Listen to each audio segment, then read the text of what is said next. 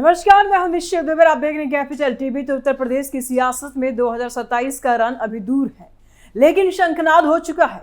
Bharatiya Janata party ने साफ कर दिया है कि इस चुनाव में चेहरा वही रहेगा जिसने कानून व्यवस्था, विकास और निर्णायक नेतृत्व का नया मॉडल पेश किया है, योगी आदित्यनाथ।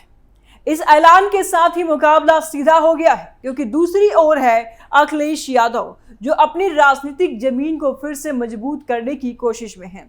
सवाल अब यही है कि क्या सपा 2022 की हार से उबर पाई है, या फिर बीजेपी एक बार फिर से अपनी रणनीति, संगठन और सामाजिक समीकरणों के दम पर विपक्ष को मात देने जा रही है।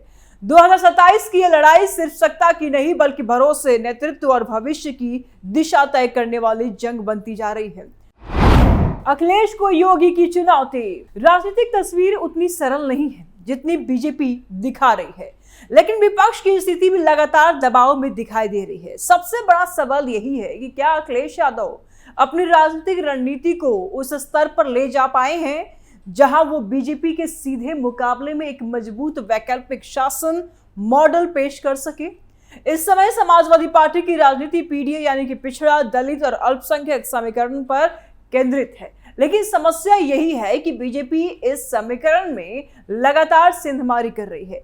योजनाओं का सीधा लाभ, जमीनी संपर्क और संगठन पहुंच के जरिए बीजेपी इन वर्गों में अपनी पकड़ को मजबूत करने की कोशिश कर रही है।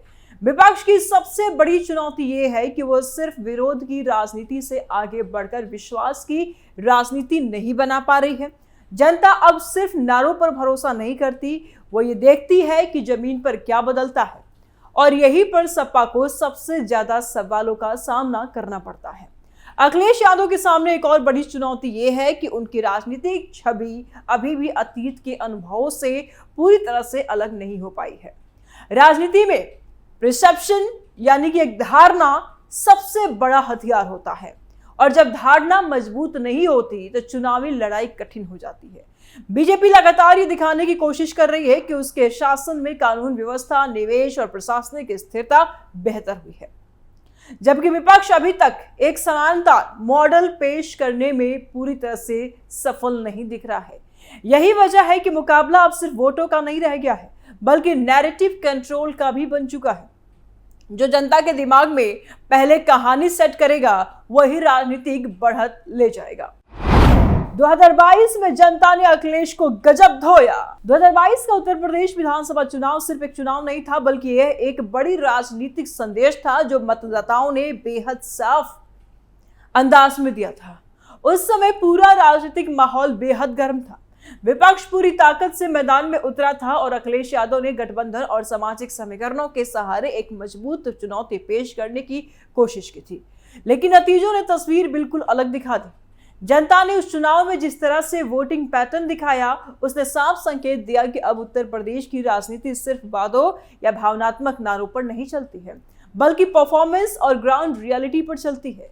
और इसी टेस्ट में बीजेपी ने बढ़त हासिल की। उस समय मतदाताओं का बड़ा हिस्सा इस सोच के साथ सामने आया कि राज्य को स्थिर नेतृत्व की जरूरत है, और ऐसे नेतृत्व जो कानून व्यवस्था पर सख्ती से काम करे और विकास परियोजनाओं को गति दे। यही कारण रहा कि बीजेपी के पक्ष में मजबूत जनादेश आया और विपक्ष अपेक्षित प्रदर्शन नहीं कर पाया। यह चुनाव एक तरह से राजनीतिक पुनर्स्थापना का चुनाव भी था, जिसमें जनता ने यह संकेत दिया कि वो प्रयोग नहीं, कंटिन्यूटी चाहती है। जहां जनादेश सिर्फ सीटों का आंकड़ा नहीं था, बल्कि यह एक संदेश था कि शासन के मॉडल को बदलने से पहले जनता परिणाम देखना चाहती है। अखिलेश यादव के लिए यह चुनाव एक बड़ा सबक भी था कि सिर्फ गठबंधन या समीकरण जीत की गारंटी नहीं होती है, बल्कि शासन की छवि और जनता का भरोसा भी उतना ही जरूरी होता है। और इस चुनाव ने यह भी स्पष्ट कर दिया कि उत्तर प्रदेश की राजनीति अब बहुत तेजी से बदल रही है, जहां मतदाता ज्यादा सूचनात्मक और ज्यादा अपेक्षाशील हो चुका है, और यही बदलाव 2027 की लड़ाई को और भी जटिल और दिलचस्प बना रहा है। अखिलेश सरकार में यूपी था बदहाल। जब हम उत्तर प्रदेश की राजनीतिक टाइमलाइन को पीछे लेकर जाते हैं, तो एक ऐसा दौर सामने आता है जिसने आज की राजनीति पर गहरा प्रभाव छोड़ा है। वो दौर था अखिलेश यादव की सरकार का, जब सत्ता की कमान उनके हाथ में थी और राज्य एक अलग राजनीतिक प्रयोग के दौर से गुजर रहा था। उस समय की राजनीति में विकास के दावे तो थे, लेकिन कानून व्यवस्था को लेकर लगातार सवाल उठते रहे। अपराध की घटनाएं, प्रशासनिक ढीलापन और राजनीतिक हस्तक्षेप जैसी बातें लगातार चर्चा में रही। यही कारण है कि उस सरकार की छवि आज भी राजनीतिक बहसों में वापस आ जाती है। बीजेपी इसी दौर को बार बार एक तुलना के रूप में पेश करती है और ये दिखाने की कोशिश करती है कि पहले और अब के बीच जमीन आसमान का फर्क है। ये तुलना केवल राजनीतिक नहीं बल्कि भावनात्मक भी बन जाती है, जहां मतदाता अपने अनुभव के आधार पर निर्णय लेते हैं। अखिलेश यादव के लिए यह एक स्थायी चुनौती बन गई है कि वह उस छवि से पूरी तरह से बाहर निकलकर एक नया भरोसा कैसे बनाए। राजनीति में छवि बदलना सबसे कठिन कामों में से एक होता है और यही संघर्ष सपा की रणनीति में लगातार दिखाई देता है। आज भी जब विकास, निवेश या कानून व्यवस्था की बात होती है तो उस पुराने दौर की यादें राजनीतिक बहस में सामने आ जाती है। जैसे बिहार में जंगल राज को लेकर के तेजस्वी को कई बार ट्रोल किया गया और यही विपक्ष के लिए एक अतिरिक्त दबाव पैदा करता है। यूपी में भी योगी मॉडल से विपक्ष की बड़ी परेशानी। उत्तर प्रदेश की राजनीति में आज जिस मॉडल की सबसे ज्यादा चर्चा है वो किसी किताब या नारे से नहीं बल्कि जमीन पर दिखने वाले बदलाव से बना है। यह वही मॉडल है जिसे बीजेपी लगातार गवर्नेंस ट्रांसफॉर्मेशन मॉडल के रूप में पेश कर रही है और जिसके केंद्र में खड़े हैं योगी आदित्यनाथ। इस मॉडल की सबसे बड़ी पहचान कानून व्यवस्था है। सरकार का दावा कि राज्य में अपराध पर पहले से ही कहीं ज्यादा सख्ती से नियंत्रण किया गया है, पुलिसिंग को ज्यादा एक्टिव बनाया गया है, प्रशासनिक फैसलों में तेजी लाई गई है और जवाबदेही को प्राथमिकता दी गई है। यही कारण है कि बीजेपी इस मॉडल को अपने सबसे बड़े चुनावी हथियार के रूप में पेश कर रही है और इसके साथ ही विकास का मुद्दा भी लगातार इस मॉडल का हिस्सा बनाया जा रहा है। सड़कें, एक्सप्रेसवे, औद्योगिक कॉरिडोर और निवेश के बड़े प्रोजेक्ट्स को जनता के सामने एक बड़े बदलाव के प्रतीक के रूप में देखा जा रहा है और रखा भी जा रहा है। बीजेपी ये संदेश देने की कोशिश कर रही है कि उत्तर प्रदेश अब सिर्फ राजनीतिक राज्य नहीं बल्कि आर्थिक संभावनाओं का केंद्र बन गया है। योगी आदित्यनाथ के नेतृत्व को एक एक्शन ओरिएंटेड गवर्नेंस के रूप में पेश किया जा रहा है, जहां फैसले देर से नहीं होते और योजनाएं सिर्फ कागज पर नहीं रहती बल्कि जमीन पर उतरती हैं।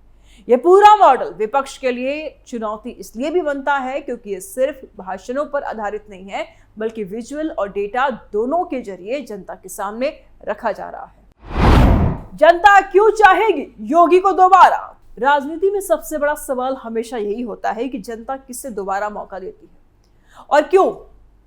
उत्तर प्रदेश के संदर्भ में ये सवाल और भी बड़ा हो जाता है क्योंकि यहाँ मतदाता बहुत बड़ा, बहुत विविध है। बीजेपी ये दावा कर रही है कि जनता का भरोसा आज भी योगी आदित्यनाथ के नेतृत्व में मजबूत है क्योंकि लोगों ने पिछले वर्षों में कानून व्यवस्था में बदलाव महसूस किए हैं। सुरक्षा का मुद्दा, निवेश का माहौल, प्रशासन की सक्रियता और योजनाओं का सीधा लाभ, ये सभी फैक्टर मिलकर के एक ऐसा राजनीतिक माहौल बनाते हैं जहां मतदाता कंटिन्यूटी को प्राथमिकता देता है। बीजेपी ये भी दिखाने की कोशिश कर रही है कि राज्य अब उस दौर में नहीं है जहां स्थिरता या अनिश्चितता हावी हो।